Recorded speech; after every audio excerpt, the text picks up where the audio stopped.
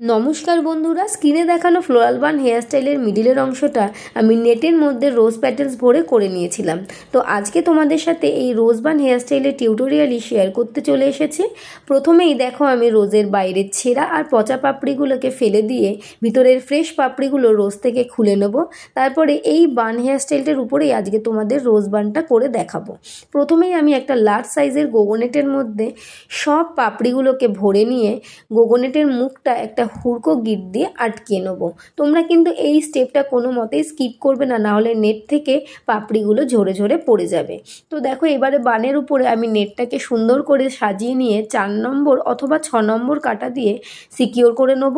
তো তোমরা হয়তো ভিডিওতে দেখে বুঝতে পারছো যে আমার রোজ প্যাটেলস একটু কম হয়ে গেছে বলে নেটের বিভিন্ন জায়গার থেকে বানের কিছু কিছু কালো কালো হেয়ার দেখা যাচ্ছে। তো আমি সেখানে কি করব, যে মতি পিন রয়েছে সেগুলো কাটায় ভরে ওইখানে সাজিয়ে দেবো। তো তোমরা দেখতেই পেলে কিভাবে আমরা মতি পিন কাটার মধ্যে ঢুকিয়ে ওই কালো কালো যে হেয়ার দেখা যাচ্ছিল মাঝখানে প্যাটেলসের ওইখানে সাজিয়ে নিলাম। রোজ প্যাটেল বাদে বাকি যে বানের পুরো গোল অংশটা রয়েছে সেটা তোমরা দেখেই হয়তো ভিডিওতে বুঝতে পারছো যে পুরো ফাঁকা রয়েছে। তো এইখানে আমি জুঁই ফুলের মালা লাগাবো স্টুডেন্টেরই ডিমান্ডে। তো দেখো ফার্স্টে আমি, যেহেতু সেই দিন আমাদের ব্রাইডালের ক্লাস ছিল, আমার কাছে অনেক জুঁই ফুলের মালা ছিল, তাই প্রথমেই দেখো আমি হাফ সার্কেল করে জুঁই ফুলের মালাটা লাগিয়ে দিলাম।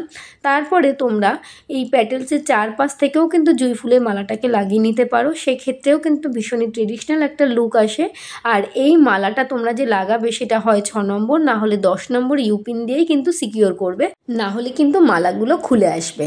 তো এই লুকটা তোমাদের কেমন লাগলো আমাকে অবশ্যই জানিও। ভীষণই চটজলদি এই হেয়ার স্টাইলটা তোমরা ব্রাইডের পাশাপাশি পার্টি হেয়ারও খুব কম সময় করে নিতে পারো। তো ভিডিওটা ভালো লাগলে অবশ্যই একটা লাইক করে দিও। আমার নেক্সট ক্লাস স্টার্ট হচ্ছে আগস্টের ফার্স্ট উইক থেকে। ডিটেলসের জন্য আমাকে কন্ট্যাক্ট করে নিতে পারো। টাটা।